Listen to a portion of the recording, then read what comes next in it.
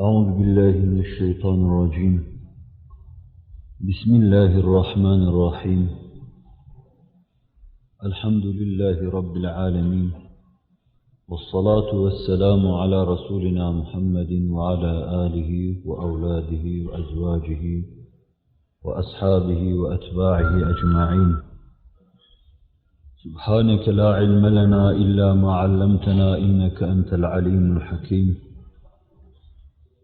سبحانك لا فهم لنا إلا ما فهمتنا إنك أنت الجواد الكريم. رب اشرح لي صدري ويسر لي أمري واحلل عقدة من لساني يفقه قولي، وأفوض أمري إلى الله إن الله بصير بالعباد. اللهم صل وسلم وبارك على سيدنا محمد وعلى سائر إخوانه النبيين والمرسلين عدد خلقك ورضا نفسك وزنة عرشك ومداد كلماتك، وعلى آلهم وأولادهم وأزواجهم أجمعين. بسم الله الرحمن الرحيم. الله نور السماوات والأرض مثل نوره كمشكاة فيها مصباح، المصباح في زجاجة، الزجاجة كأنها كوكب دري يوقد من شجرة مباركة زيتونة لا شرقية ولا غربية يكاد زيتها يضيء ولو لم تمسسه نار، نور على نور، يهدي الله لنوره من يشاء. صدق الله العظيم، وبلغنا رسوله النبي الهاشمي الكريم. Ya İlahel Alemin, her halükarda tevfikat-ı Sübhaniyeni bizlere yar eyle. Nefsin, şeytanın, hevanın şerrinden bizleri masum ve mahfuz eyle. Cümlemizi Kur'an-ı Mucizül Beyan istikametinde hayata muvaffak eyle. Kur'an'a hizmet şerefiyle şerefyab eyle.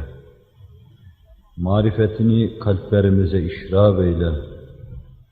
Kalplerimizi nuru marifetinle mutmain eyle. Cümlemizi bu hava, bu anlayış, bu itminan içinde cennet ve cemalullah şerefiyle şerefyab eyle. Amin. Bu hurmeti seyyidil mürselin. Elhamdülillahi Rabbil alemin. Muhterem Müslümanlar, geçen hafta sıfatlarıyla, esmasıyla Cenab-ı Hakk'ı anlayacağımız, anlatacağımız derslere girmeden evvel insanın hidayetine mani bir kısım faktörleri anlatmaya çalıştım. Cehalet insanı küfre itici bir sebeptir.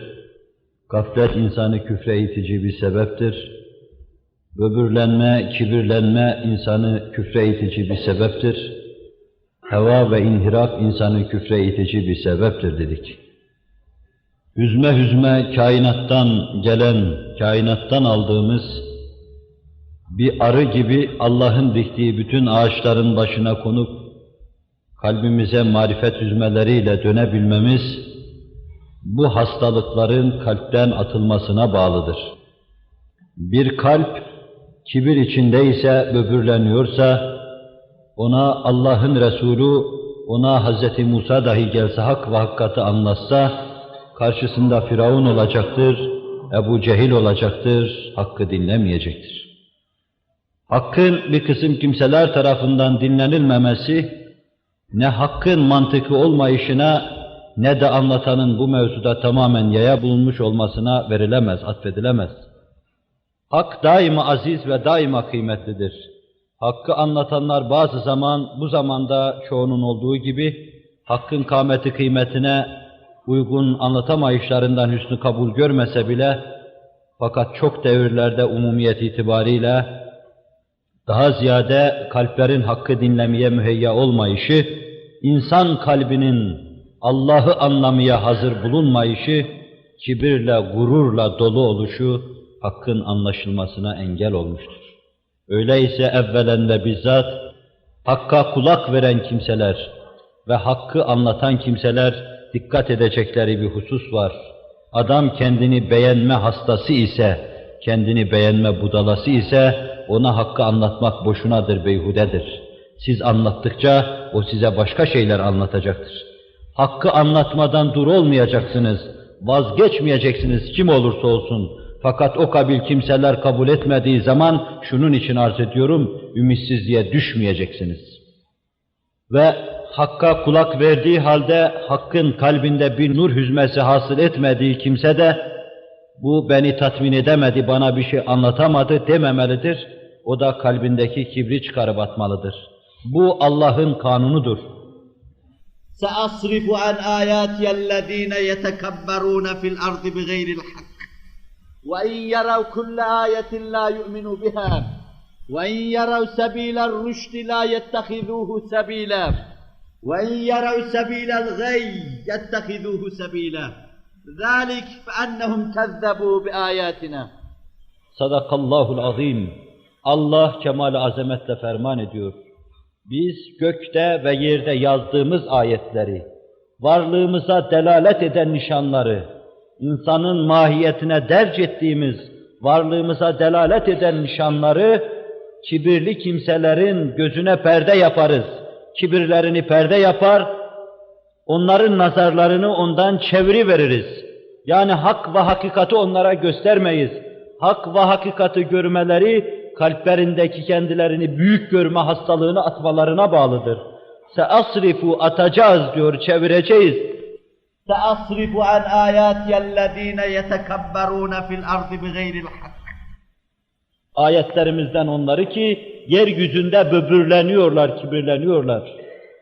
Ve in yarav kulle ayetin la yu'minu biha. Bütün kainat ayet kesilse, tarrakalarla Allah dese, insan mahiyetiyle Allah dese, onlar yine inanmayacaklar. Ve in yarav sebiler rüşdi la yettehizuhu sebila.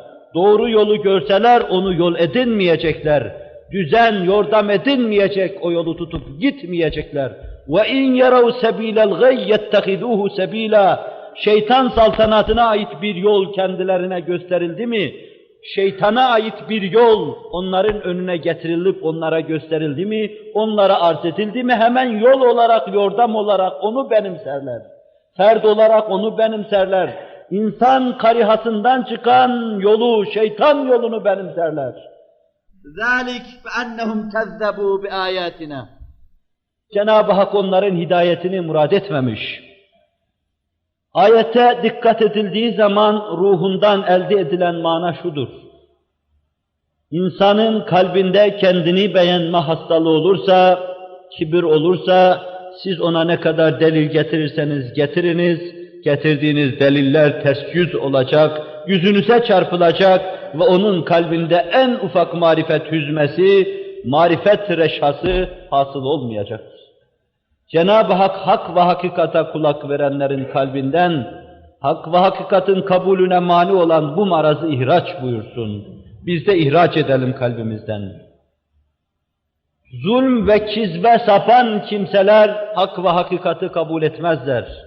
Zulm ve kizbe sapan kimseler, başkalarına tecavüz edenler, hukukullah'a tecavüz edenler, kainata karşı yalan söyleyenler, nefislerine karşı yalan söyleyenler, iki türlü hayat yaşayanlar ve bu yalanı insanları aldatmaya kadar teşmil edip insanları da aldatan yalancılar, bunlar da hakkın hidayetinden mahrumdurlar. Vallahu la yehdil kavmez zalimin. Allah ferman ediyor. Allah isteyeni hidayet eder. Fakat zalim hidayet hakkını kaybetmiştir. Allah zalimi hidayet etmez. İnna Allah la yehdi men huve kâzibun kaffâr. Yalan söyleyen, kendini aldatan, yalanına başkaları inandıran ve kainatı kendi hesabına yalan konuşturan, hayatı yalandan ibaret, mahiyeti yalan abidesi olan insanlar, bunları da Allah hidayet etmez Celle Celaluhu. Öyleyse yalan, Allah'ı inkar şeklinde kainata karşı yalan, faraziyelere saplanma yalanı, hipotezlere saplanma yalanı, hakikata yanaşmama yalanı, mahiyetine karşı yabancı kalma yalanı, yani kalbinden daima kaçma yalanı, kalbinde olup biten şeylere karşı yabancı durma yalanı, bu yalanlar insanın hidayeti kabulüne mani birer hastalıktır. Bu mahiyette insana bu hayat gibi imanı şerbet diye takdim etsen, zehir diye senin yüzüne çarpacaktır. Emsali bir sürü kafirleri görüyoruz. Bu noktayı nazardan, hayatı kizipten ibaret, hayatı zulümden ibaret insanlara muhatap olup onlara Allah birdir diye anlattığımız zaman hüsnü kabul görmüyorsa bu büyük hakikat, ümitsizliğe düşmemek lazım. Ebu Cehiller de olacak, Ebu Bekirler de olacak. Ama biz ümitsizliğe düşmeden Cenab-ı Hakk'ın tevfikini dileyerek anlatmaya devam edeceğiz. Cenab-ı Hak bu anlayışta kaim ve daim eylesin. Gafletin esiri olma öyle bir hastalıktır ki bu hastalığa müptela olan kimse de hakkı kabul etmez. Çünkü hadiseleri ters değerlendirir. Hadiseleri hadiselerin akışına göre, asıl mahiyetlerine ve manalarına göre ele alma imkanından mahrum eder gaflet onu. Onun için Kur'an-ı Mucizül Beyan çok yerde hadiseler insanın karşısına kitap diye serer ve insanı tefekküre davet eder. İnne fî halqis semâvâti vel ard ve ihtilâfil leyli ven nehâr leâyâtin liulil albâb.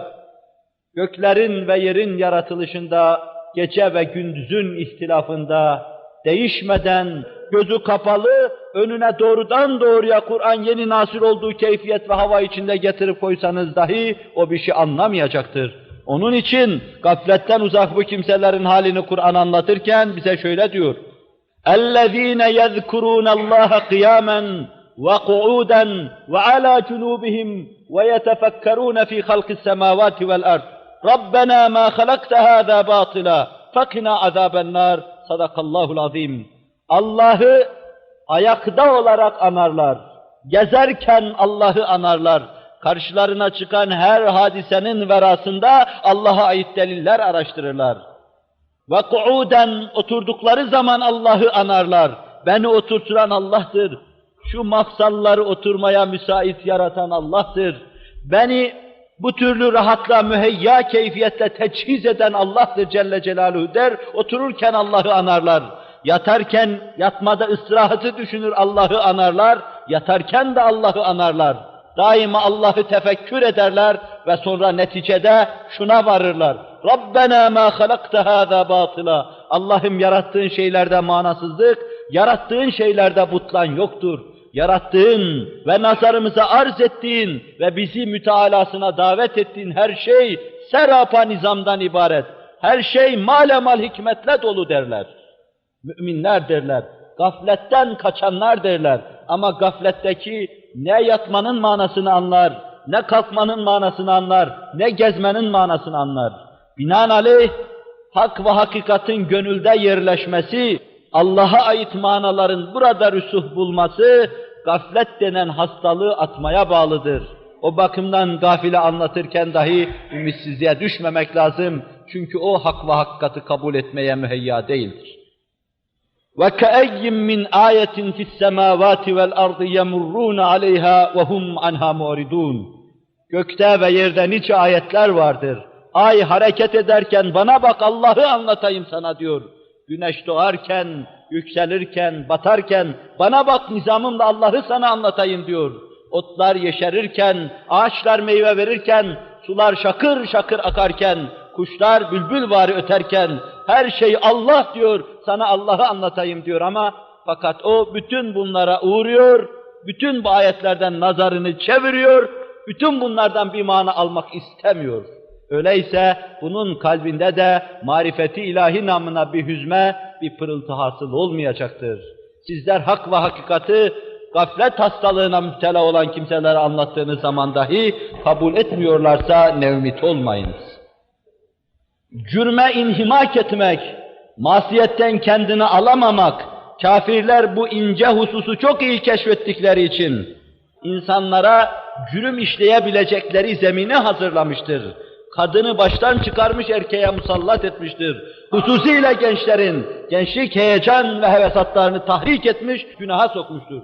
كَذَٰلِكَ نَسْلُكُهُ ف۪ي قُلُوبِ الْمُجْرِمِينَ لَا يُؤْمِنُونَ بِهِ Allah buyuruyor. Biz işte mücrimleri böyle sevk ederiz ve onlar asla iman edemezler diyor. Kalla berrana ala kulubihim bima kanu yeksibun. Kazandıklarından ötürü kalplerinde yara ve bere vardır, paslar vardır. Hak geldiği zaman makes bulamayacak, hüsnü kabul görmeyecek. Allah anlatılacak fakat onda ikşirar ve ürperti olmayacak, duyma olmayacak, imtisas olmayacaktır. Bu cürümden ötürüdür. Yığın yığın bir sürü cürüm imkanlarının sokaklara serildiği bu devirde hak ve hakikatin nasıl ters yüz edileceğini hesaba katın, hep beraber el kaldırın, Cenab-ı Hakk'a dua edin. Şu mefsedeti, şu sapıklığı Cenab-ı Hak en yakın zamanda bertaraf etsin. Kalplerimizi iman ve Kur'an hakikatlerini anlamaya müheyya kılsın. Bu hususları daha fazla geliştirmek mümkündür. Geçen hafta da küfrün sebepleri olarak saydığım bu hususları saymama binaen onunla iktifa ederek bugün delillerden bir ikisini arz etmek üzere inşallah Teala asıl meseleye intikalı düşünüyorum. Daha evvelki derslerde de arz ettiğim gibi burada da tekrar antiparantez arz etmede fayda mülahaza ediyorum. Mesele benim bakımımdan his ve heyecanı okşayıcı keyfiyette belki olmadığından, tamamen akla ve kalbe hitap ettiğinden, arzu ettiğim şekilde ruhumda bir coşkunluk duyamayacağım, o bakımdan bana soğuk gelir. Sizlere de sizin hissiyat ve heyecanınızı okşayacak şekilde bilhassa müşahhas misallerle bu iman ve Kur'an hakikatlerini bilhassa Zat-ı Bari'ye ait hakaiki anlatırken sizin ruhunuza da aynı coşkunluğu temin etmeyeceği için belki sizin üzerinize de bir ağırlık yapacaktır. Fakat bununla beraber biz eğer kainata, eğer nefsimize baktığımız zaman tek hakikat görüyoruz. Her yerde Allah kendini anlatıyor. Şu kulağın şuraya konmasından, burnun buraya konmasına kadar, bundan şu ayakların böyle yapılmasına kadar, ondan sema simasının yıldızlarla yaldızlanmasına kadar, ondan zeminin ağaçlarla, otlarla, yeşilliklerle donatılmasına kadar her şeyle bize kendisini anlatıyor. Öyleyse kainatta en büyük hakikat Allah'ın anlatılması ve insanlar için en büyük hakikat Allah'ı anlamalarıdır. Hilkat-ı insaniye, marifeti ilahi istikametinde olursa, yaratılışına uygun bir yola girmiş demektir. İşte bu noktayı nazardan çıkış yapalım, siz böyle dinleyin, benim de bu meseleleri ağırlığına rağmen anlatmada güçlük çeken nefsim, bu açıdan meseleyi alsın, bu açıdan anlatsın. Onun gökte ve yerde, nefsimizde ve afakta binlerce delili dile getirerek, kendisini bize anlatmasını size arz etmek belki seneler sürer. Çünkü her hadise başlı başına bir kitaptır. Fakat onu anlatan delillerden, onların küllilerinden sadece birkaç tanesini anlatmada fayda mülahaza ediyorum. Diğerlerini artık efkarınıza havale edecek, okuyun, arayın, bulun diyecek, hususi bu işin tedrisatını yapan, hususi bu iş için yerler, yurtlar, yuvalar açan ve sadece Allah'ı anlatmak için, anlamak için bir araya gelen kimselerle teşviki mesai yapmayı, görüşme ve konuşmayı tavsiye etmekle iktifa edeceğim. Kainatı, Kur'an-ı Mucizül Beyanı, Resul-i Ekrem diğer peygamberler ve mucizelerini ve bir de vicdan dediğimiz şeyi Cenab-ı Vacib-ül Vücud ve Tekaddes Hazretlerinin varlığına ve birliğine dört büyük külli delil olarak sırasıyla arz etmeyi kararlaştırdım. Daha evvel başka yerlerde arz ettiğim gibi. Allah'ı bize anlatan bir Allah'ın kudretiyle, iradesiyle yazdığı, gözümüze, nazarımıza arz ettiği kainat kitabıdır. O kainat kitabının tercümesi ve tercümanı olan Kur'an-ı Mucizül Beyan ikinci şahittir. O tercümana tercüman olan, kainat yüzü suyu hürmetine yaratıldığı Hz. Muhammed Aleyhisselatu Vesselam üçüncü şahittir. İnsanı aldatmayan, yanıltmayan, dalalet içinde bulunduğu zaman dahi ebed ebed dedirten, ebedden başka bir şeye razı olmayan vicdan ise Allah'ın varlığına dördüncü şahittir.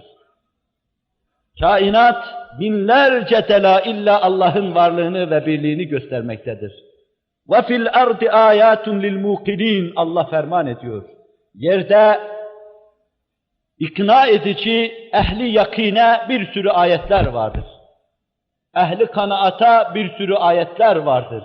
İçlerinde itminan hasıl edecek, yakın hasıl edecek, yüzlerini marifeti ilahiye çevirecek bir sürü yerde ayetler vardır. Ve fi enfusikum efela tubsirun. Nefislerinizde de ayetler vardır. Görmüyor musunuz? Aynanın karşısında hiç simanıza bakmadınız mı? Kendi mahiyetinizi hiç düşünmediniz mi?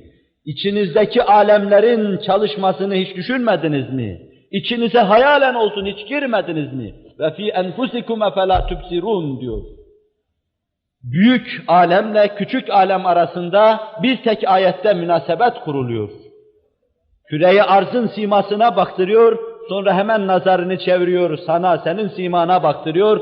O alemde de görebilirsin, burada da görürsün. Kainat baştan aşağıya Allah'ın ayetleriyle doludur. وَفِي السَّمَاءِ رِزْقُكُمْ وَمَا تُوعَدُونَ Semada sizin rızkınız vardır. Rızkınız bereket-i ilahi olarak semadan gelir. Denizlerin tebahhur etmesi, yağmurun yağması, havayı nesimin esmesi Allah'ın emir ve iradesiyle semadan gelir. Sizin için vaadi ilahi olan şey de semadadır. Neticede bütün bu marifetlerden hasıl ettiğiniz imanla insanı kamil olmanız neticesinde varacağınız cennet de semadadır. Allah buyuruyor. فَوَرَبِّ السَّمَاءِ وَالْأَرْضِ اِنَّهُ لَحَقٌّ مِثْلَ مَا اَنَّكُمْ تَنْتِقُونَ Allah ferman ediyor, kasem ederek. Göklerin ve yerin Rabbine kasem olsun ki, şu düzen ve nizam içinde anladığınız Allah'a yemin olsun ki, Allah ferman ediyor. Allah'ın size bahsettiği bu şeylerin hepsi haktır. İleride de ilim ve teknik bunları hak olarak sizin karşınıza çıkaracaktır. Sizin konuşmanız gibi haktır. Tefsirci belki bunu anlamamıştır. Fakat ben şu manayı anlıyorum. Nasıl Allah sizi konuşturuyor, nasıl sizde hitap şeyi açmıştır, kainat da ayatıyla öyle konuşuyor. Nasıl siz Allah'ı anlatıyorsunuz, nasıl Allah'ı anlatma kelimelerle sizde vücuda geliyor. Kainattaki ağaç, yaprak, meyve çekirdekleriyle kainat aynen öyle tarrakalarla Allah'ı anlatıyor. O konuşmayla bu konuşma arasında esasen fark yoktur. Bu kulağa hitap eder, o da göze hitap eder. İkisi de kafanın hakemliği altında değerlendirilirse, kalp laboratuvarında çıkarılacak netice, Allah Halik'tir, Allah birdir hakikati olacaktır. Kur'an-ı Mucizül Beyan'ın da delil olduğuna yine Kur'an bizi baktırıyor ve bu hakikati gösteriyor. اَوَلَمْ يَكْفِهِمْ اَنَّا اَنْزَلْنَا عَلَيْكَ الْكِتَابَ يُتْلَى عَلَيْهِمْ Ya onlara yetmiyor mu sana bir kitap indirdik? Onların üzerine tilavet edilip duruyor. Onlar mütemadiyen Kur'an-ı Kerim'i okuyorlar. Bir ümmiden böyle şeyin meydana gelmesine imkan yoktur. Onu inşallah Teala Kur'an bahsinde ariz ve amik arz etmeye çalışacağım. Kur'an-ı Kerim'e de baksalar anlayacaklar ki bu Allah kelamıdır. Hangi ayetini kurcalasalar ifade tarzıyla, belagatıyla, talakatıyla, gayıptan haber vermesiyle, kainatı çok mükemmel şekilde anlatmasıyla, insan muammasını şerh etmesiyle anlayacaklar ki 14 asır evvel yaşamış bir ümminin kitabı olamaz. Bu göklerin ve yerin yaratıcısı, insanla kainat münasebetinin kurucusu, insanla kainatı bir araya getiricisi Allah Celle Celaluhu Hazretlerinin kelamıdır. Anlayacaklar, kanaat hasıl olacak. Allah'ın Resulleri de, bütün peygamberler, hususiyle efendiler, efendisi peygamberimiz de Allah'ın birliğine, varlığına şahidi kat'idir. Cenab-ı Hak o Nebi Ümmi'yi dinlemeye bizleri muvaffak kılsın.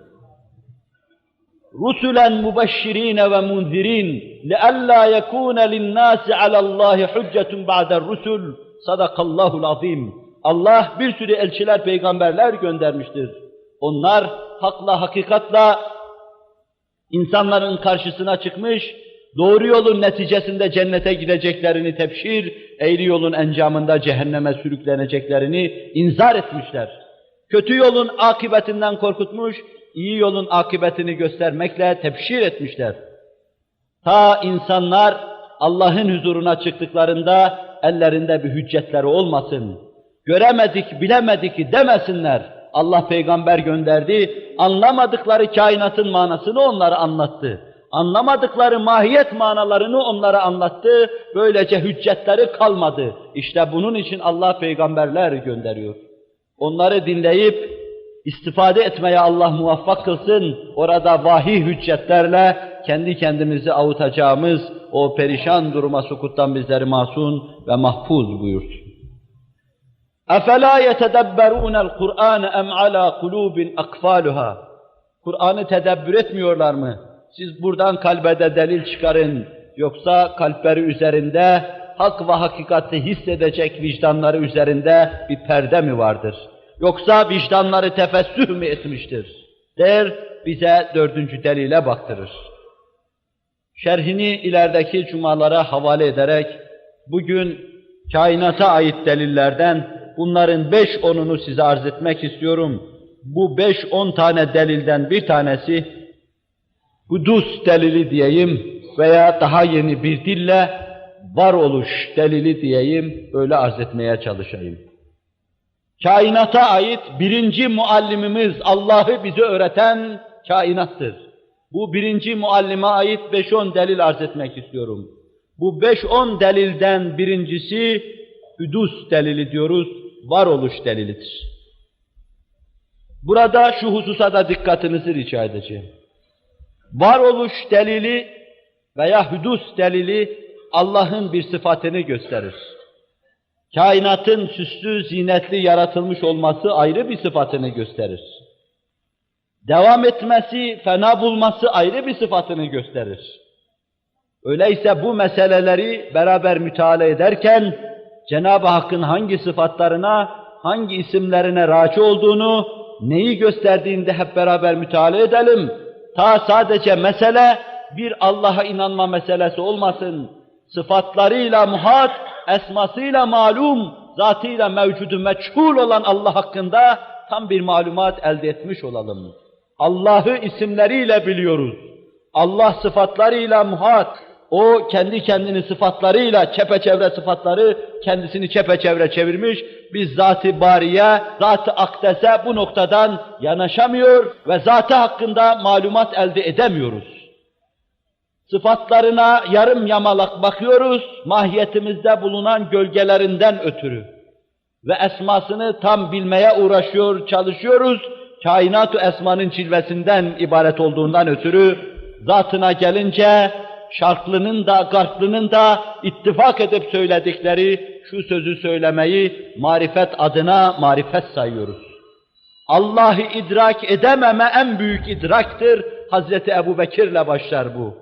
Ve sonra garplı seni yüzlerce, binlerce isimle anıyorlar. Yüz binlerce isimle ansam seni, yine senin hakkında bir malumata sahip olduğumu iddia edemem demek suretiyle künhü bari nakabili idraktır der.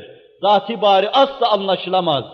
Biz sıfatlar hakkında şöyle böyle, esma hakkında tam bir malumata sahip olursak, Allah hakkında sağlam bir kanaata sahip olmuş olacağız. Bu muammanın kapısını da bu meselelerin sonunda açmayı düşünüyorum. İnşallah onu da ona bırakalım. Ne demek varoluş hakikati, hudus hakikati ve bunun arkasından nasıl kıdem meselesi meydana çıkıyor? Bugün arz edeceğim bu husus biraz fenden, teknikten bahredar, hissedar olan kimselerin anlayabileceği şeydir. Ben hem kendim avamım hem de meseleleri cemaatin durumuna göre biraz daha avamileştirip anlatacağım için bu mevzuda ihtisas sahibi olan kimselerin kulağını tırmalamasın. Katiyen biliyorum ki benim meseleyi avamileştirmeme rağmen bazı kimseler de yine tam anlayamayacaklar. Onlar da meselenin ağırlığından ötürü beni muhakaze etmesinler. Böyle bir meseleyi anlatmada ne fayda mülahase ediyorum? Cenab-ı Hakk'ın varlığına, birliğine ait binlerce delil var. Fakat mümin, şeytanın kalbe tereddüt sokacağı bütün delikleri, tereddüdün geleceği bütün pencereleri tıkama mecburiyetindedir. Allah öyle istiyor. Kalbinde tereddüt olarak Allah'ın huzuruna çıkmayacaksın. Şüphe ve tereddüt kapılarının hepsini kapamadan Allah'ın huzuruna çıkmayacaksın. Bir tereddüdün varsa ciddi bir kalbi inkisar içinde ruhunu Allah'a öyle teslim edeceksin. Ah şu gediği kapayamadım diyeceksin. Ahirete öyle inanacaksın ki şu anda sen, dünyan, kainat hayal olabilir. Fakat ahiret hakikattır. İşte ona öyle inanacaksın.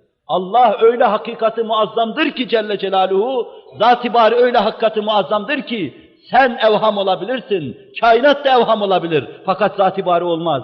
Zira senin varlığına, kainatın varlığına sen hacmınca kainat da hacmıyla delalet eder. Ama her şey binlerce dille Allah demektedir. Onun için Allah'ı inkar en büyük akılsızlıktır. İşte bu gediklerden bir tanesi de çok esbabperestler ta cihanın evveliyatına giderek işin bir devri daimden ibaret olduğunu, yani fenni dille zerrelerin, atomların enerjiye döndüğünü, enerjinin atoma döndüğünü ve böyle devam edip gittiğini anlatmak suretiyle haşa ve kella Allah'ın kudretini, Allah'ın iradesini işin dışına çıkarmaya çalışırlar. Böylece esbaba verirler, Allah'a verilecek şeyi esbaba dağıtırlar, taksim ederler, atoma, enerjiye verirler. O bakımdan fayda mülahaza ediyorum.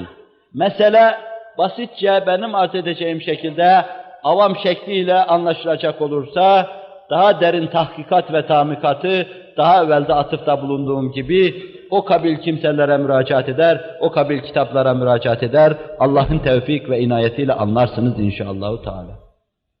Burada bu varoluş, hüdusta Allah'ın kıdemini, kıdem evveli olmama demek. Evvel isminin, Allah'ın evvel isminin dayandığı kıdem sıfatı. Evvel ismini de buradan çıkaracağız, kıdem sıfatını da buradan çıkaracak ve neticede kadim olan baki de olur. Hakikatini de buradan çıkaracağız. Atomun kadim olmadığını, sonradan yaratıldığını, gördüğümüz, görebileceğimiz, mikroskopla gördüğümüz, elektron şualarıyla gördüğümüz, X ışınlarıyla göreceğimiz her şey, bütün bunlar yoktu, sadece Allah vardı. Hiçbir şey mevcut değildi diyeyim. Allah vardı, hiçbir şey yoktu. İşte bu bizim kalbimize ulvi manasına uygun şekilde girerse, kıdemi ezeliyeti Allah'a veririz, maddeyi azlederiz, şu netice çıkar, Allah maddeyi yarattı. Cihan'ın tabiriyle Allah ışığa var ol dedi, ışıkta var oldu, yoksa bu muammayı anlamaya, anlatma imkanı yoktur. Burada 3 hususta istidlal edeceğiz. Birincisi hararet kanunu diyorum. İkincisi atom çekirdeğinin etrafındaki elektronların hareketi diyorum. Üçüncüsü güneş ve enerjisi. Bu 3 hususu arz edeceğim. Vakit kalırsa ayrıca Cenab-ı Vacib Vücut ve Tekaddes Hazretlerinin zatıyla alakalı bir hususu da arz etmeyi düşünüyorum. Hararet kanunu kainatta direnççe veya hararetin müsavi dereceye gelme, meyletme kanunu diyeyim, direnççe buna termodinamik derler. Siz ister hararet kanunu deyin, ister onu deyin. Bu kanuna göre madde sonradan yaratılmıştır. Bir şeyin kendi kendine meydana gelmesini ne şarklı ne garplı, ne batıl ne de batılı kabul etmez. Bir şey yoktan kendi kendine meydana gelmez. Madde sonradan meydana geldiği kabul edilirse şu netice çıkar, maddeyi var eden birisi vardır. İşte eski kelamcı çok hakimane oturduğu kürsüde şöyle diyordu. Kainatta her şey hadistir, sonradan olmuştur. Her hadis için bir muhdis vardır. Her sonradan olanı meydana getiren birisi vardır. Öyleyse kainat hadistir, o kainatın muhdisi de Allah'tır diyordu. Ama acaba kainat hakikaten hadis mi? Acaba atom ve enerjisi hakikaten hadis mi? İşte bunu göreceğiz. Hararet kanunu, elektronların hareketi ve güneş enerjisiyle beraber mütalaa edelim. Ne demek hararet kanunu? Buna bu kanunun ilk formüle edeninin adını vererek de Carnot kanunu da derler. Bir teknik adıyla da termodinamiğin ikinci kanunudur bunun adı. Bu kanunun mahiyeti şudur.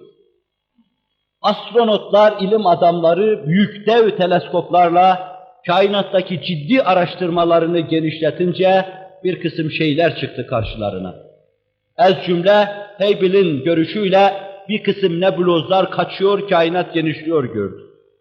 Demek kainatta bir genişleme var. Bu ilim adamlarını düşünmeye sevk etti. Bir kısım güneşlerin söndüğünü, yüceleştiğini gördüler. Bu da ilim adamlarını bir kısım şeye sevk etti. Araştırmaları neticesinde, yerdeki denemeleri neticesinde şu kanaata vardılar. Pozitiftir. Bu kanaatın karşısına çıkan da sadece inkarcılardır. Bu kanun bugün üniversitelerde sabit, pozitif bir kanun olarak okutulmaktadır. Ama bunun karşısına sadece Allah'ı inkar için çıkılmaktadır. Bu asrın, 20. asrın en güçlü filozofları bu kanunun müdafileridir. Ez cümle arz edeyim, bunları teyplerde de dinleyecekler. Büyük astronot Eddington bu kanunun büyük müdafilerindendir. Bir mistik gibi kainatın tatlı ahengi içinde Allah diyen bu büyük filozof Hristiyandır fakat Allah demektedir. Bunun arkasından gelen ikinci büyük filozof Jean meçhul kainatında bu kanunun büyük müdafilerindendir. Einstein'ın kainatı anlatması da bu kanunu teyit eder mahiyettedir. Kaçamak ifadelerinde bu kanunu anlattığı hissedilmekte, bu kanunu müdafaa ettiği hissedilmektedir. Binaenaleyh güçlü bir kadro termodinamiğin ikinci kanunu müdafaa etmekte. Bu kanun diyor ki, bir sıcak kütle bünyesinde merkezindeki sıcaklığı çevresindeki soğukluğa vermek suretiyle müsavi hararet hasıl etmektedir kainat. Ve işte avamisine şöyle geçelim. Siz bir cismi ateşte, suda kaynatın, ısıtın. O bir ateş parçası haline geldiği zaman sonra soğuk suya sokuverin. Soğuk suyun soğuttuğu yerlere merkezden yukarıya doğru ciddi bir sıcaklığın koşa koşa geldiğini göreceksiniz.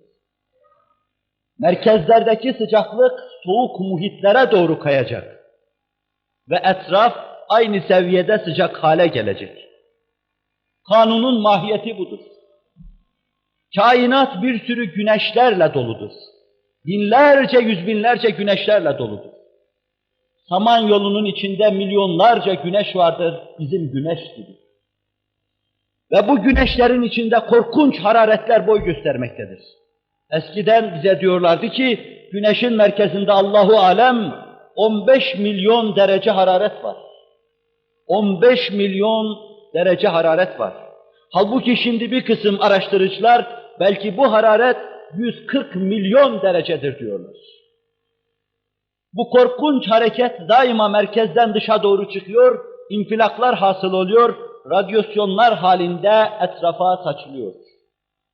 Ta etraf aynı seviyede sıcaklığı kazanacağı ana kadar bu sıcak merkez etrafa hararet neşredecektir. Bunu anladık inşallah. Sıcak merkezler, sıcak bünyeler çevreye, soğuk muhitlere hararet neşredecektir. Essin ne olur, hararet neşretse ne olur? Mesele o değil. Hararet neşrede bir gün o vaziyet alacaktır ki bütün kainat. Çünkü bu ameliye bütün kainatta olmaktadır. Allah'ın bu tezgahı kainatta aynı şekilde çalışmaktadır. Güneşte olduğu gibi başka şeylerde de olmaktadır. Başka alemlerde, başka nebulozlarda da olmaktadır. Her yer aynı derecede elektrikle dolduğu an, aynı derecede daha doğru bir tabirle enerjiyle dolduğu an, kainatta artı, eksi kalmayacaktır. Eski dille zait, nakis yok olacaktır. Zait, nakis yok olduğu an, potansiyel bir enerji olacaktır kainatta, fakat hayat olmayacaktır. Hayat birbirine zıt kutuplarla hasıl olmaktadır. Güneşler duracak, yıldızlar sönecek, ay sukut edecek, küre-i arz kasılıp kavrulacak, yanacak, sönecek, hiçbir şey olmayacaktır. Bu meselenin ikinci şıkkıdır. Bunu da anladıksa üçüncü şıkkına geçeyim, termodinamiğin. Kainatta her şey sönsün, müsavi hararet hakim olsun, ne ifade eder? Sen bize Allah'ın kadim olduğunu anlatıyordun, bunları anlatmanın bununla ne münasebeti var dersiniz. Münasebeti var. Madde kadimdir diyen adam ne demek istiyor biliyor musunuz? Biz diyoruz ki Allah ezelidir, evveli yok yani. 1 milyar deyin, 2 milyar deyin, trilyon deyin, yeryüzündeki bütün taşı, ağacı, toprağı zerre yapın, atom yapın. Sonra sıfır olarak dizin, önüne bir rakam koyun, okuyamayacağınız korkunç rakamlar meydana gelsin. Bütün bu rakamlar ezelin yanında sıfır, ibni sıfırdır. Ezel sonsuz zaman demektir. Madde kadimdir diyen adam ne diyor biliyor musunuz? Siz Allah'a ezeli diyorsunuz ya, o da diyor ki enerji kadimdir, ezelidir, atom ezelidir. Atom ezeliyse yani yaratılmamışsa, Allah'ın yerindeyse haşa ve kella, Allah'ın durumundaysa senin Allah hakkındaki hükmünü atoma veriyor. Bu noktada müsavi diyelim. Sen Allah'ın ezeli olduğunu iddia ediyorsun, o da atomun veya enerjinin ezeli olduğunu iddia ediyor. Sen diyorsun ki Allah kadimdir, ezelidir, o da atom kadim ve ezelidir diyor. Bu da meselenin 4. şıkkı. Onlar atoma kadim, ezeli desinler, biz Allah'a diyelim. Termodinamikle bunun ne alakası var? Yine soruyu soralım. Var ya. Şayet madde ezeli olsaydı, termodinamik kanunu bakın, ezelden beri geliyor. Herhangi bir zaman başlangıcından değil, trilyon sene değil, trilyon defa trilyon sene de değil. Ezelden beri geliyor madde yapısı. Ezelden beri geliyor nebulozlar. Ezelden beri geliyor atom yığınları. Halbuki termodinamik kanunu maddenin ezeli olmasına müsaade etmiyor. Diyor ki, madde daima, maddi yapı daima merkezindeki harareti dışa vermektedir. Bir gün kainat sönecektir, sönmeye doğru gidecektir. Şayet ezeli olsaydı, şimdiye kadar milyon defa milyonca sene evvel çoktan termodinamik kanunu olmuş olacaktı. Anladınız mı şimdi meseleyi? Her şey merkezindeki sıcaklığı dışa veriyor. Şayet madde ezelden beri böyle bu işi yapsaydı, ezel zamansızlık demektir, sonsuzluk namütenahi demektir. Şimdiye kadar trilyonca sene evvel olmuştu, çoktan olmuştu bu mesele. Şu anda hali hazırda kainatın mevcudiyeti, küre-i arzın mevcudiyeti, hayatın mevcudiyeti bu kanun muvacihesinde gösteriyor ki madde sonradan yaratılmış, ezeli olan Allah'tır. Madde sonradan olduysa, sonradan onu meydana getiren birisi vardır. İşte biz ona ilerideki derslerde açık göreceğimiz şekilde Allah diyoruz Celle Celaluhu. Bu 1. şıkkı meselenin. Elektronların hareketi dahi gösteriyor ki atomlar ve enerji sonradan yaratılmıştır. Onu yaratan Allah'tır. Bunu da kısaca halkın çoğu bu mevzuda bir şey bilmediği için yine avamca arz edeyim. Sen de, ben de, bütün kainatta, şu kürsüde, oradaki minberde, caminin duvarları da Allah'ın aynı taşlarından yapılmıştır. Allah önce taşları yaratmış, sonra yapacağı şeylerin binalarını o taşlarla kurmuştur. Allah'ın yaptığı, kurduğu binalarda kullandığı taşlar o kadar küçüktür ki, bunlar ters tarafa doğru sıralayacağın 20 tane sıfırla ancak bir en küçük cismin mikron hesaplarıyla milimetrenin ters tarafa doğru sıralayacağın sıfırlarla ifade edilemeyeceği kadar küçüktür. Allah'ın var ettiği şeylerin binasında kullandığı taşlar bu kadar küçüktür. Yani 1 milimetreyi 20 sıfırla ifade edeceğiniz bir rakam sayısınca küçülttüğünüz zaman belki atomun çapına denk gelir. Allah işte bu atomlarla var ettiği her şeyi var etmiştir. Buna atom diyoruz. Eskiler cüz-i ilahiyete ceza diyorlardı. Latinli buna atom dedip en küçük parça, parçalanmaz parça demektir bu. Başkaları başka dedi, ne derlerse desinler. En küçük parça, maddenin en küçük parçası. Atom dediğimiz şey, çekirdeğinde bir proton bir de nötron bulunan şeydir. Bu atomun çeşidine göre değişir. Birinde bir tane vardır, öbüründe 2 tane vardır. Birisinde de 228 tane, 38 tane var. Çekirdekte ve dışta dönen elektronların sayısına göre atomların adları da değişir. Biz bir tanesini alalım bunlardan. Hidrojen atomunu alalım.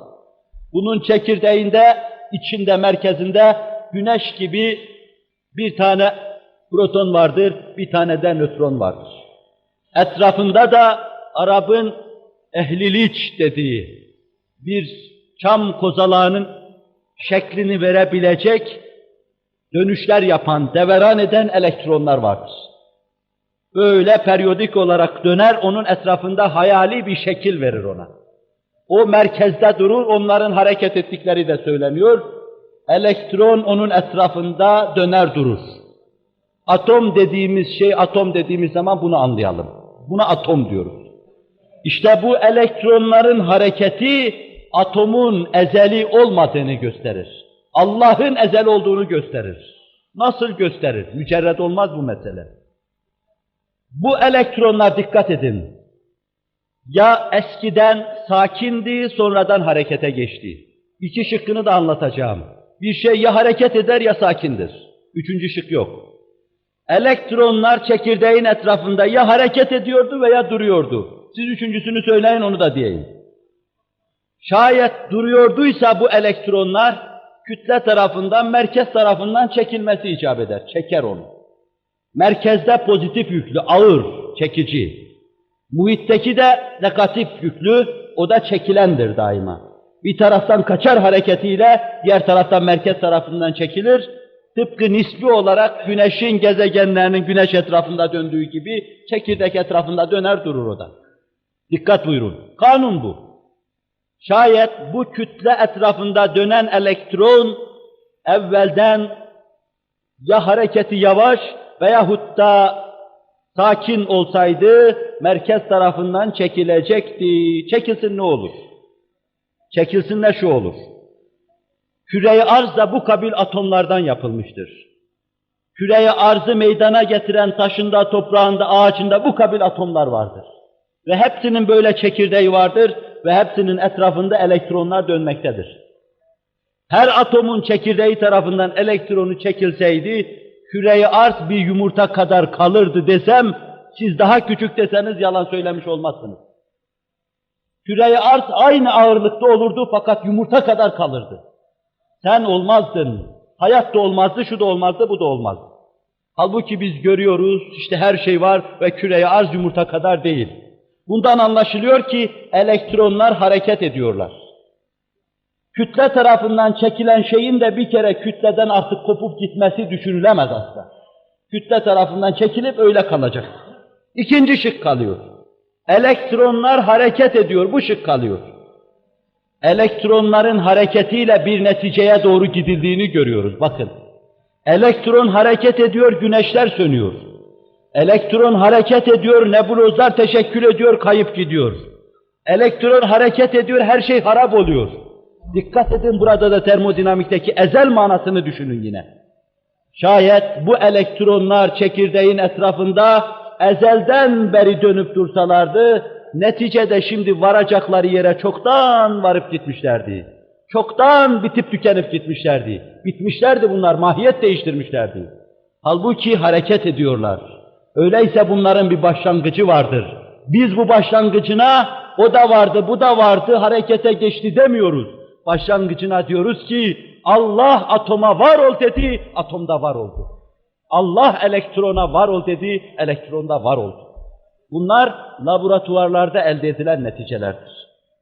Vaka atomun vacibül vücuda ayrı şekilde delalet ettiği hususlar var, onları ilerideki derslerde arz edeceğim. Burada kıdem ismini anlatıyoruz Allah'ın. Allah kadimdir, madde hadistir. Allah mühdistir, ondan sonra her şey hadistir. Bu hakikati, Allah'ın kadim sıfatını, evvel ismini anlatmak için arz ediyorum bunları. Güneş enerjisi bize nasıl anlatıyor bu hakikati, onu da müşterek müteala edelim. Güneş dediğimiz şey, eskiden bir ateş topu şeklinde insanlara görünürdü. Hakkında çeşitli destanlar yazıldı, çeşitli şeyler anlatıldı. Ama bu roket devrinde güneşin mahiyeti de az çok anlaşıldıktan sonra artık o eski hülyaları bir tarafa bırakmak icap ediyor. İlim bize şunu anlattı güneş hakkında. Güneş 1 milyon küreyi arzı içine alabilecek kadar muhteşem bir Allah ocağı, Allah lambası, Allah sobasıdır. Durmadan yanıp duruyor. Çapı küre-i arzınkinden 109 defa büyük.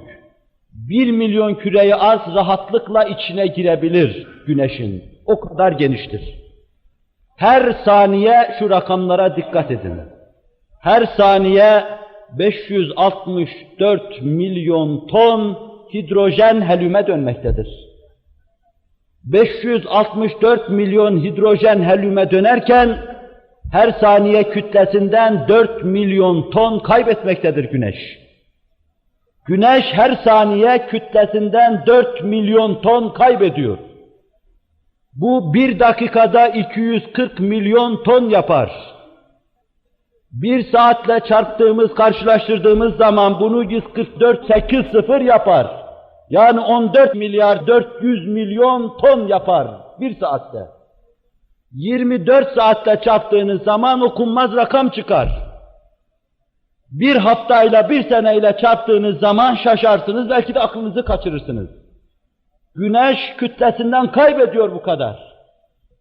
Güneş gibi güneşler var, kainat güneşlerden ibaret. Onlar da kaybediyorlar kütlelerinden. Niye kaybediyorlar? Güneş kütlesinden sana enerji gönderiyor, radyasyon gönderiyor. Sen ısınıyorsun onunla. Havan da ısınıyor, toprak da ısınıyor. Ot ısınıp da bitiyor. Yavrular ısınıp da büyüyor. Meyveler ısınıp da açıyor. Meyveler güneşle temas ettiklerinden ötürü işlerindeki karbondioksiti Allah Celle Celaluhu sentez yapıyor, tatlı haline getiriyor, tablalar halinde sana takdim ediyor. Güneş gelmese, ışığı olmasa bitti senin işin. Allah senin istifadene müheyya yapmış onu. Korkunç rakamlarla kütlesinden nasıl kaybettiğini gördünüz. Bütün güneşler de böyle kaybediyor. Zaten kainat böyle güneşlerden ibaret. Allah'ın yarattığı güneşlerden ibaret. Bakın şimdi, madde ezelidir diyen adam, bu kainat ezelidir diyen adam, nebulozlar ezelidir diyen adam ne kastediyor? Evveli yok diyor bunların. Halbuki şayet bu güneşlerin, bizimkinin bir evveli olsa bile, bu güneşlerin şayet evveli olmasaydı, şimdiye kadar çoktan bitmişlerdi. Korkunç rakamı gördünüz ya, çoktan sönmüştü bu. İşte bu muammayı halledemeyen Einstein dahi Evren adlı kitabında, Kainat adlı kitabında, güneş bilemediğimiz bir şekilde adeta şu tabiri kullanıyor. Parazit gibi bir yerden besleniyor, bilemiyoruz diyor bunu. Bu muammayı biz söyleyelim. Güneş Allah'ın kayyum ismine dayalı, işte oradan besleniyor. Yoksa şimdiye kadar çoktan sönmüş. Burada bir noktaya daha dikkatinizi rica edeceğim. İki matematiği yine nazarınıza arz edip sizi düşünmeye davet edeceğim. Güneşin bu hali de gösteriyor ki evet bir kadim var. Fakat ne güneş kadim, ne küre-i arz kadim, ne enerji kadim, ne madde kadim, ne de hiçbir şey kadim. Kadim, ezeli, ebedi olan Allah'tır Celle Celaluhu. Her şey onda bitiyor. Bir hususu daha arz edeceğim. Güneşin yine kütlesinden kaybetmesi hesabını siz düşünün. Bir senede küre-i arz kadar belki birkaç bünyesinden kaybeder. 1 milyon küre-i arz dahi olsa 1 milyon sene sonra bitiverir güneş. Dikkat edin. Bunu hatırınızda tutun, ikinci noktaya dikkat edin. Arkeologlar buldukları kafataslarında bize diyorlar ki bu şu kadar sene evvel yaşamıştır, bu da şu kadar sene evvel yaşamıştır. Bilim ve tekniğin son sayılarından bir tanesinde Cevat olaylarında buldukları bir kafa ittifakla dediler ki bu 2,5 milyon sene evvel yaşamış bir insanın kafası. Bu kafayla iki şey anlatayım size. Bir, dünyada en eski yaşamış maymun kafaları dahi 1,5 milyon seneyi geçmiyor öbür tarafa. Halbuki maymundan evvel insan kafası bulunuyor 2,5 milyon sene evvel. Bu bir kere Darwin safsatasının yeri olmadığı mevzuunda bir delil. İkinci husus da şudur, dikkat buyurun. 2,5 milyon sene evvel güneş, yeryüzünde bir canlının yaşamasına müsait haldeymiş. Ne anlatmak istiyorsun acaba burada? Şunu. Güneş kütlesinden her gün bu kadar kaybederse, demek ki 2,5 milyon sene evvelki güneşle şimdiki güneş arasında çok fark var. Güneşten küreye arza normal ısı gelmese, merkezdeki hararetin dışa doğru nasıl çıkacağını siz görürsünüz. Kıyamet koptuğu zaman öyle olacak, Allah öyle yapacaktır. Bu hararet dengesi filan bunu yerinde tutuyor. Yoksa paramparça olup infilak edecektir. Güneş de dışından mütemadiyen böyle etrafına vere merkezden yukarıya doğru çıkacak bir infilak olacaktır. Bir gün böyle bulut gibi, şemsiye gibi açılacak, sonra bir de büzülecek, yüce bir yıldız haline gelecektir. 2,5 milyon sene evvel yeryüzünde hayata müsait bir hava hazırlıyor Allah Celle Celaluhu o güneşte. O günkü güneşin dikkat edin harareti şimdikinden 20 misli fazla olsaydı yeryüzü cayır cayır yanardı. Güneşten 20 misli büyük Sirus yıldızını güneşin yerine koydukları zaman diyorlar ki her şey erir, buhar olur gider. 2,5 milyon sene evvel güneşin durumu Sirus yıldızından belki 100 misli daha fazla olması gerekirdi. Halbuki bir canlı siz biliyorsunuz, sizi 100 derece ateşe koysalar cayır cayır yanarsınız. 100 derece ateşte yanarsınız. 100 derece soğukta da donarsınız. Demek ki 100 derece dahi değişmemiş, dikkat ediyor musunuz? Halbuki bu hesaba göre küre-i arzda o gün 1000 derece hararet varsa şimdi 1000 derece soğuk bulunması icap eder. Veya 1000 derece sıcaklık olması icap eder. Güneşin açılmasından, kasılmasından ötürü 1000 derece soğuk olması icap eder. Her iki keyfiyette gösteriyor ki güneş ezeli değildir. Güneş ebedi değildir. Ezeli olan Allah Celle Celaluhu sizin faydanız için ayetiyle anlattığı gibi o öyle Allah ki yeri de güneşleri de daha başka yıldızları da sizin emrinize musahhar etti. Ta siz de onun emrine musahhar olasınız. Ona itaat ve inkiyat edesiniz. Burada akla ayrı bir safsata gelir. Maddeci değerlendirir ve sorar. Der ki atom yoktu da enerji vardı. Enerji atoma dönüştü, neticede atomda enerjiye dönüşecek. İşte böyle dönüşüp durmaktadır. Dönüşüp durmaktadır. Belki hakikaten böyle bir dönüşme vardır. Fakat bu Allah'ın havliyle ve kuvvetiyle. La havle ve la kuvvete illa billah. Kuvvet Allah'tandır, tahvil eden de Allah'tır Celle Celaluhu.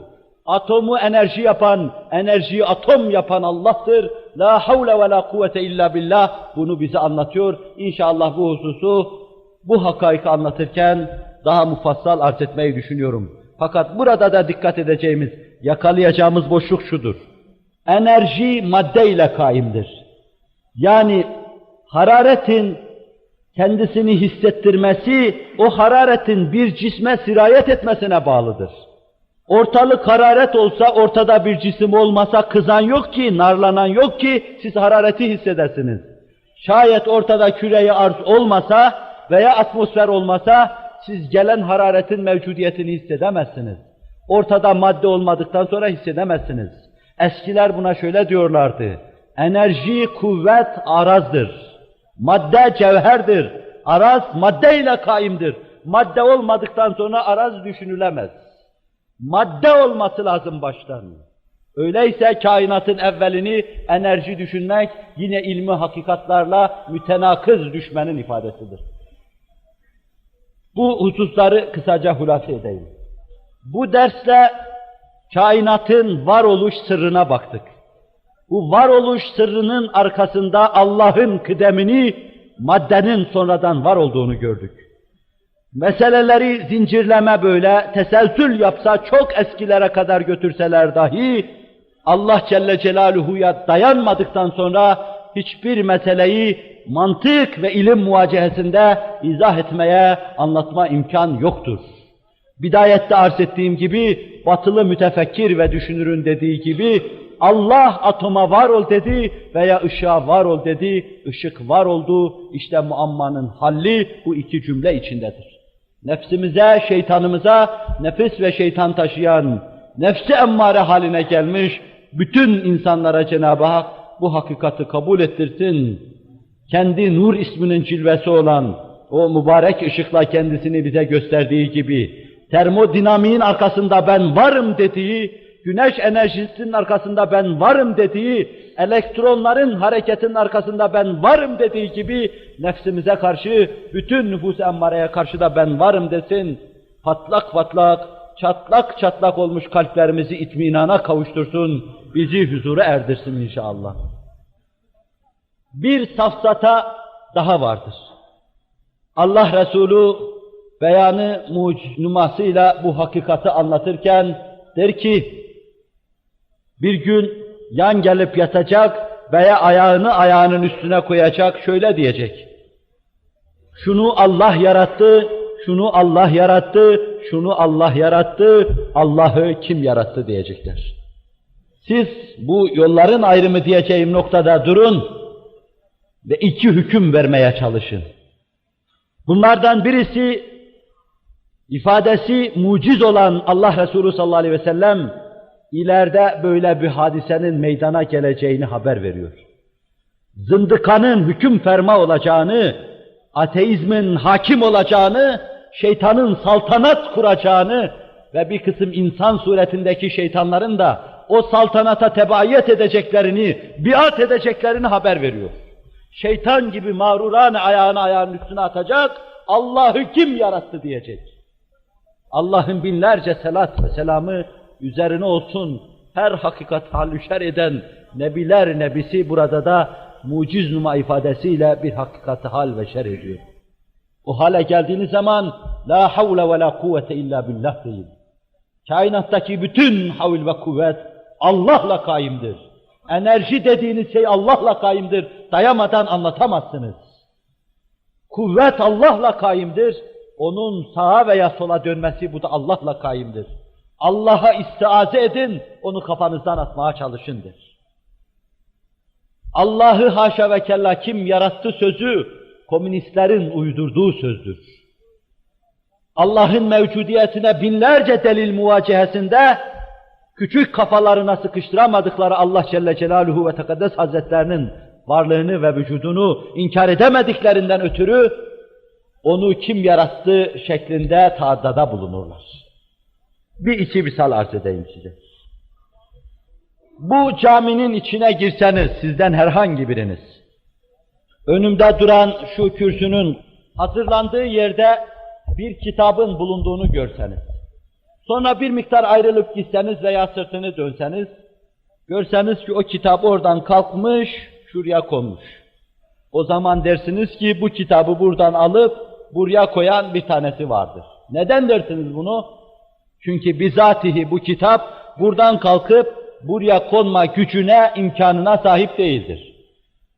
Buradan kalkıp buraya konmasını buna vermek demek, bunda irade, kudret, ilim düşünmek demektir. İkinci bir defa buradan içeriye, camiden içeriye girseniz, beni burada görseniz, ondan sonra sırtınızı dönseniz veya dışarı çıksanız, içeriye girdiğinizde beni minberin önünde görseniz, biraz sonra göreceksiniz. O zaman bu meseleyi hiç yadırgamazsınız. Dersiniz ki bunun iradesi vardı, bizatihi muharrikti bu, hareket edendi, onun için buradan kalktı, oraya gitti. Benim biri tarafından buradan kaldırılıp oraya götürülmemi asla düşünmezsiniz. Bunu cebinize koyun. Size deseler ki, bu kafa neyin üzerinde geziyor? Tereddüt etmeden dersiniz ki vücudun üzerinde. Vücut neyin üzerinde geziyor? Ayaklar üzerinde. Ayakları gezdiren nedir dedikleri zaman ne dersiniz? Ayaklar kendi kendine geziyor. Bunu da bir tarafa koyun. Trenin arkasından yetişseniz trene, baksanız ki en arkadaki vagon çekiliyor. Acaba kim çekiyor bunu?